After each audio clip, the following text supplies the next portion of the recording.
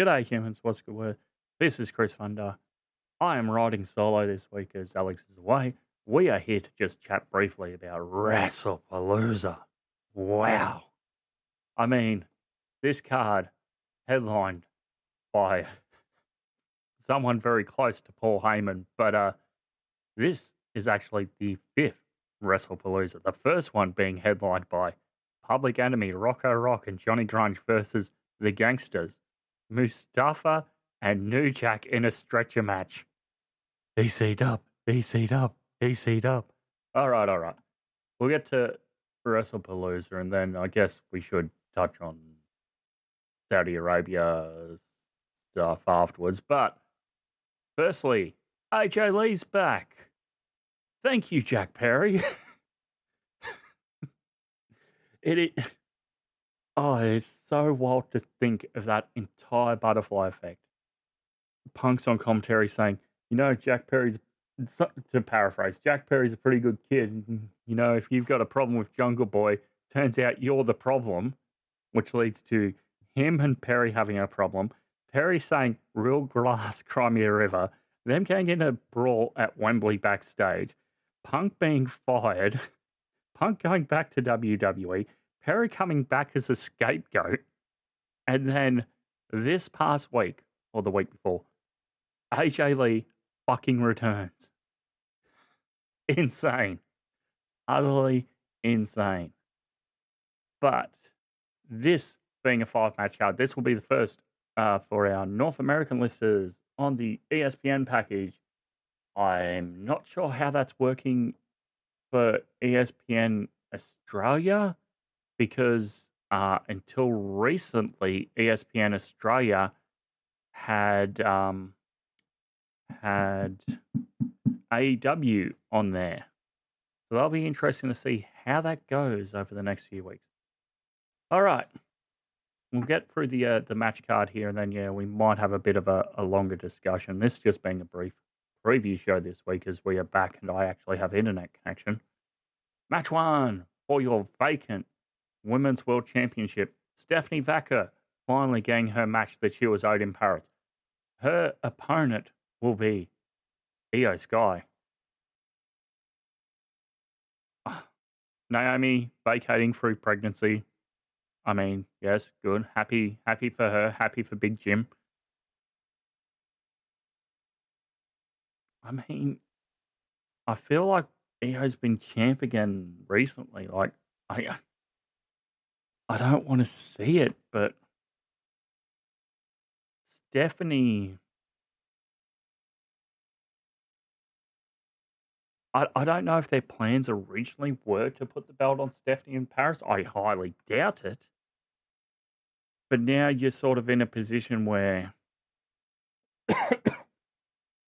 Stephanie's got herself into a position, and you either pull the trigger, so to speak, putting Stephanie within title shot contention, or you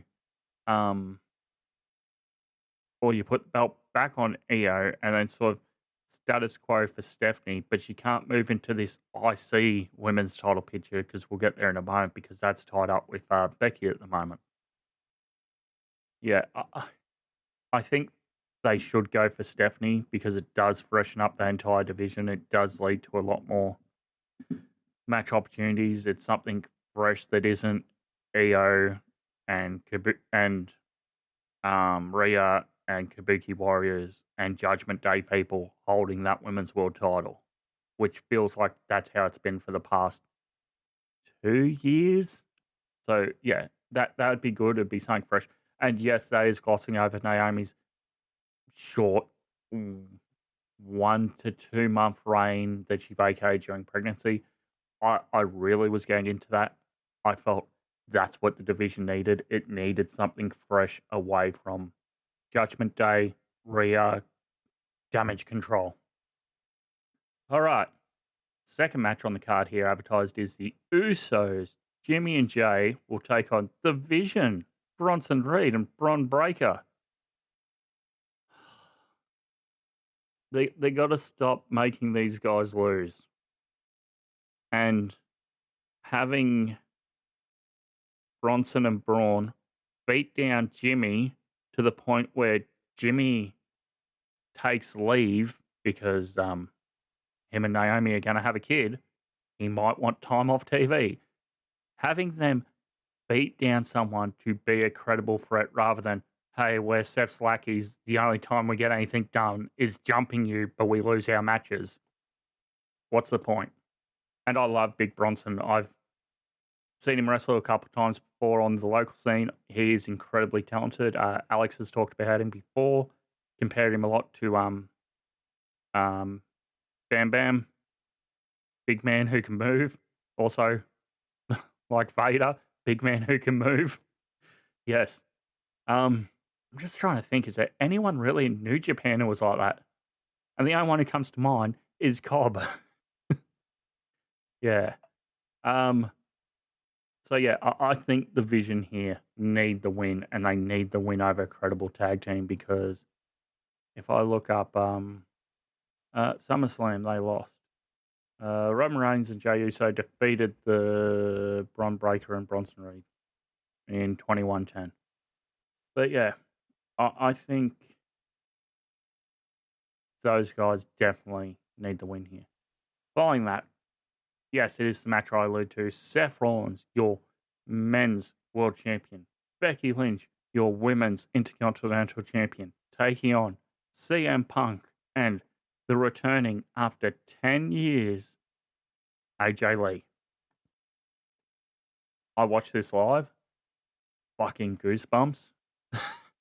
It's like hell froze over twice, because not only did you publicly, well, sort of publicly, you fired Punk on his wedding day because you sent him papers so they would deliberately arrive on his wedding day.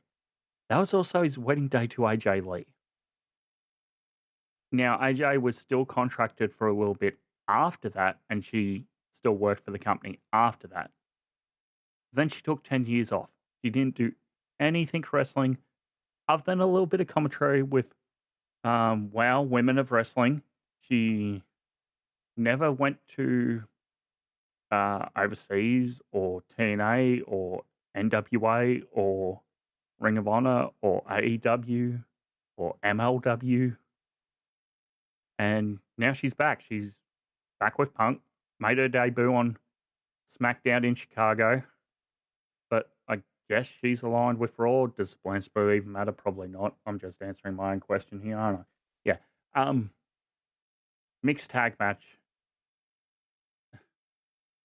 Becky's already hit Punk, so I'm guessing AJ's probably going to hit Seth at some point during this match. This should be a really good match. It also,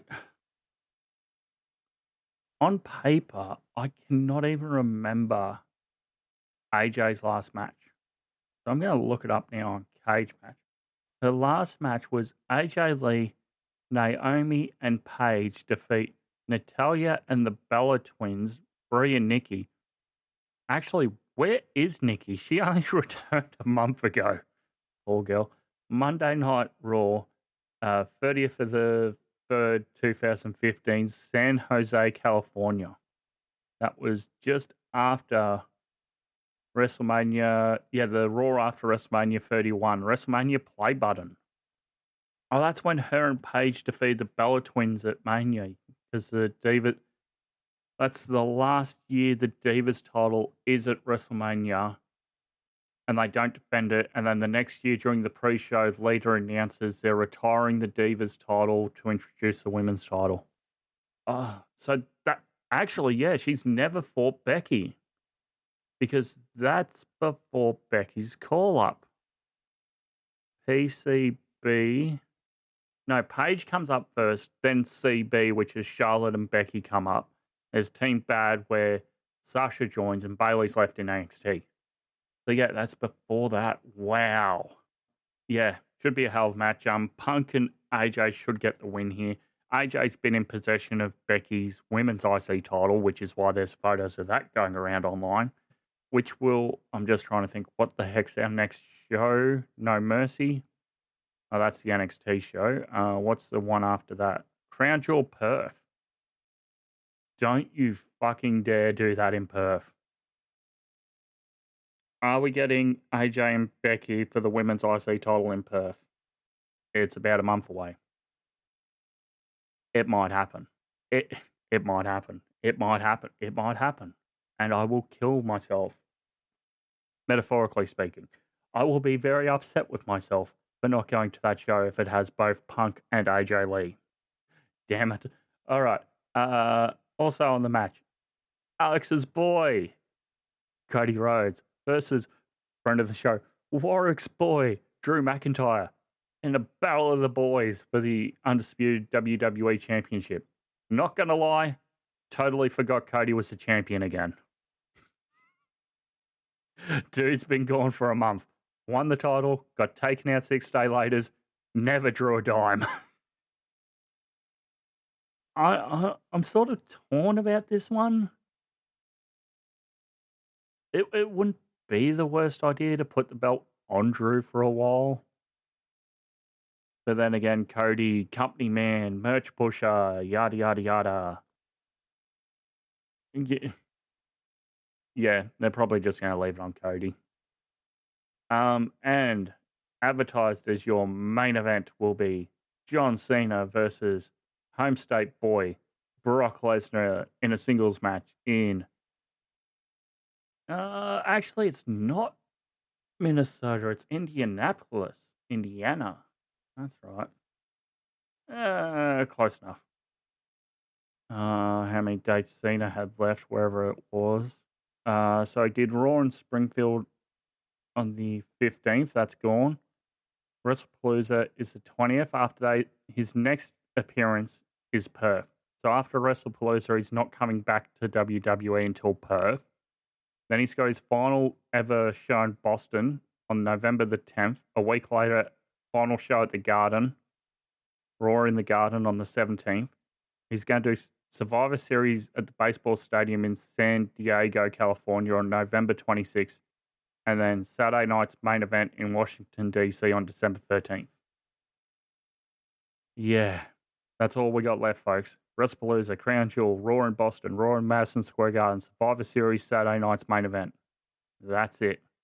Cena loses here. You set up for a rematch in Perth.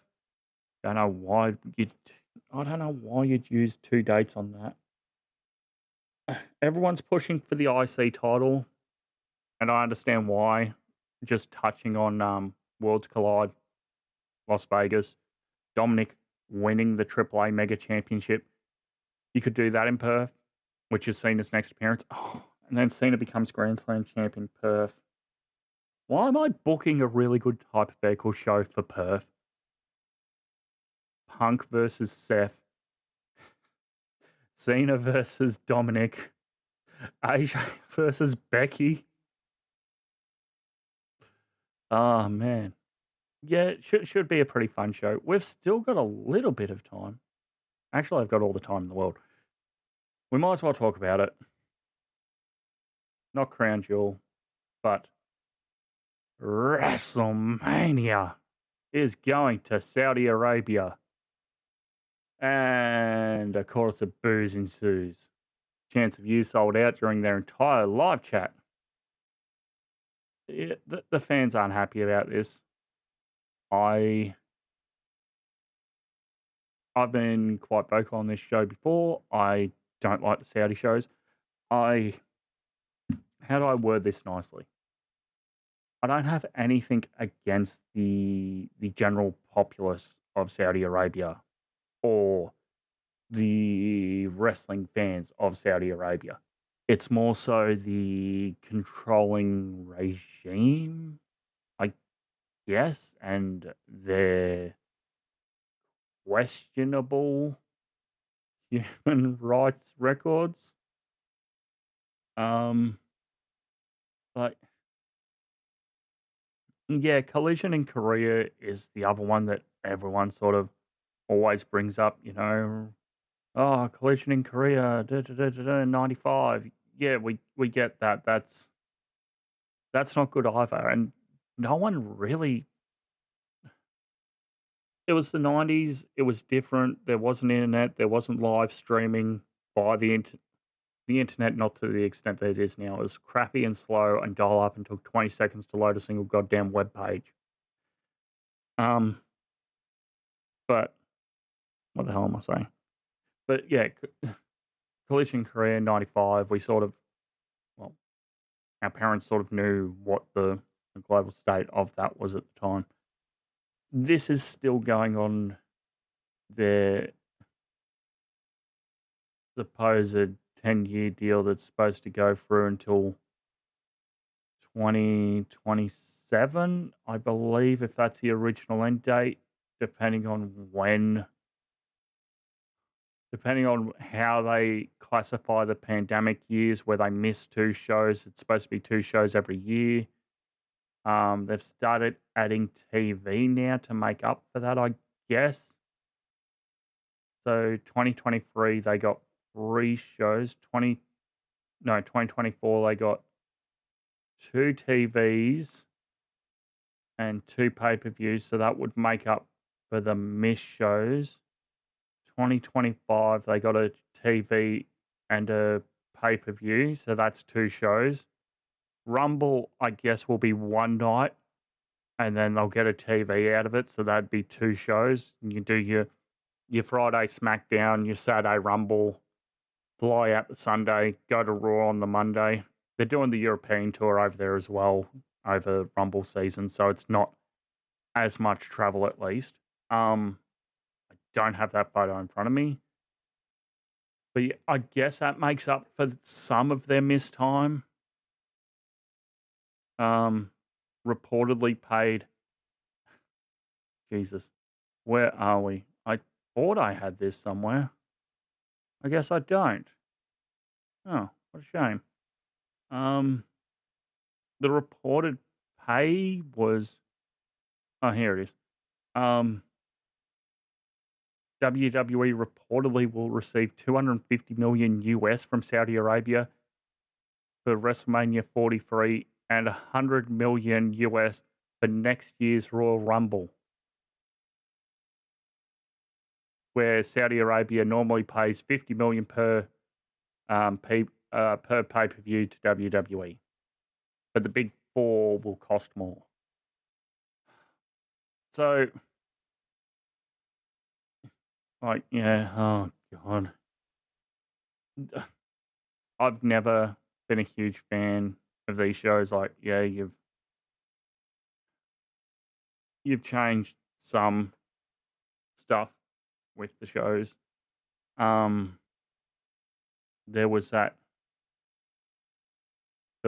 time where Khashoggi, the Saudi Arabian journalist, got murdered in the in the embassy in Turkey, I believe it was. And shortly thereafter, Stephanie goes on TV and says, I can't even remember who she says it to, but it's something to the effect of, dismemberment is a corporate liability. There's the women weren't allowed to perform on the first few shows. Sami Zayn wasn't allowed to perform on the first few shows because he's Syrian. So he's from the same part of the world, but not the same country. Which, I mean, we've seen change over time. There's the delayed flight from hell, where the wrestlers are sitting on the tarmac and it took forever to leave, and there was wrestlers posting, never coming back to Saudi Arabia, not doing this again. The issue with the women not being allowed to wrestle on the first few shows. Then they got to wear, like, I guess for lack of a better word, full, like, body scuba looking suits. Like, yeah, we've got a few more women on the shows now, and they're doing a bit more, and they're able to I guess incorporate a bit more of their character into their Middle Eastern in-ring outfits. But it's not quite the same, I guess. Yeah, I don't like this. I probably won't watch the Rumble next year, much like many of the Saudi shows. I just sort of catch the highlights on social media and go, oh, okay, that happened. I'm just trying to think. Did I even watch? What the hell was it this year? Night of Champions. No, no, no, no. I caught a bit of Cena and Punk. I will admit I did catch a bit of that match. But no, I didn't really watch too much of this year's Saudi Arabian offerings. And I caught the Punk coming out as Word Life highlights from SmackDown. It's still not a nice thing. The wrestlers at this press conference, you had Bianca Belair, Charlotte Flair, Shawn Michaels, Undertaker, Liv Morgan, Stephanie Vaquer, Logan Paul, and Seth Rollins, and they're all standing behind Triple H and Turkey Al-Sheikh. I believe I'm pronouncing that right. And they just all look like they've been told, yo, you're coming to this or we're firing you. And they're just all standing there just looking so sad. So disappointed. Yeah. Would I ever go to one of these shows? Absolutely fucking not.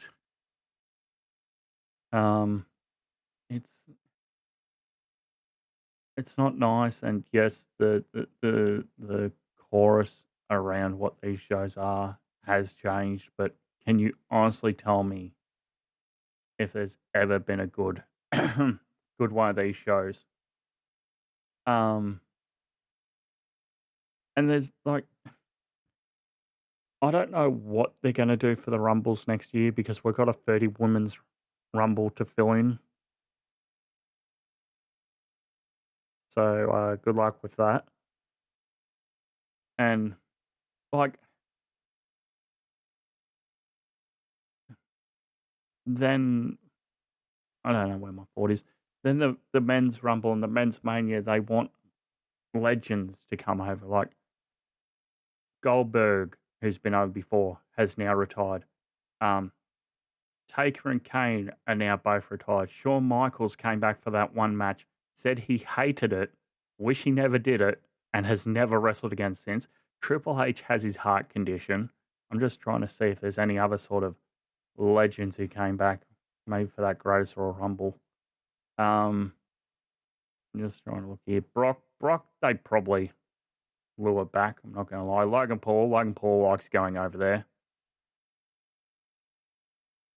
Yeah. Oh, Punk. Yeah, Punk. After all his comments about Saudi Arabia whilst in AEW, was more than happy to go there this past year. Mark Henry's been over there before. He's sort of back in good graces with the company now after leaving AEW. Anyone else sort of on here who jumps out? Rey Mysterio. Rey's reported to be back sometime soon from his torn, I think it's a torn pec injury. So he'll probably be back for either Saudi Rumble or Saudi Mania. Great Khali. Khali's around still doing stuff. Hall of Famer now, so I guess he probably will. Oh, that's right. They gave Braun that goddamn championship belt that was never saw from again. Where is my... So we've got the Crown Jewel Championships. We've got Crown Jewel in Perth next month. Are we getting those Crown Jewel matches again? Which would then mean that Punk's not fighting for the men's championship. It'd be Seth against Cody, and winner of the women's match this weekend of Stephanie and Iyo against Tiffany at the moment on paper for their Saudi Arabian rings. remember all the other great Saudi Arabian accomplishments that we had in the past, like the greatest Royal Rumble where Bron got his trophy and his belt, the WWE World Cup that Shane McMahon won despite never being in the tournament until the final match where Miz got injured, the 51-man Battle Royale because a 50-man Rumble wasn't good enough that Mansoor won, the Tag Team World Cup that the Good Brothers won. I completely forgot about that one. How about they got a World Cup trophy as well? How about that one? How about the Wake Mountain trophy that The Undertaker won in the lead up to the pandemic WrestleMania where he defeated AJ Styles? The rest of them are just King and Queen of the Ring. Oh, man. Like, I cannot recall a really good one of these shows, like, objectively on paper that anyone's ever sat down to me and said, hey, you absolutely have to watch this. Speaking of which, during the Worlds Collide show this past week in Las Vegas, the fans booed the announcement in the arena, and back at Super Showdown 2018 at the MCG, when they were showing ads for Crown Jewel in like, what was it, like a month's time? We were booing that because it's like, hey, Crown Jewel's coming up and you'll see these matches. Boo. Yeah. Of course, there's the other side of this WrestleMania announcement, the backlash from the European fans, where they said Mania should have been in somewhere like Minneapolis in the United States, going back to Canada. You could have put it somewhere in Mexico, if that's the audience you're trying to crack. But no, there's also calls, the European fans are really passionate. If you're not going to go to the UK, why not try France or Germany? But no, we've seen Mania next year was supposed to be in New Orleans until Vegas said, hey, how much did New Orleans pay? We'll give you more money. And the WWE went, okay.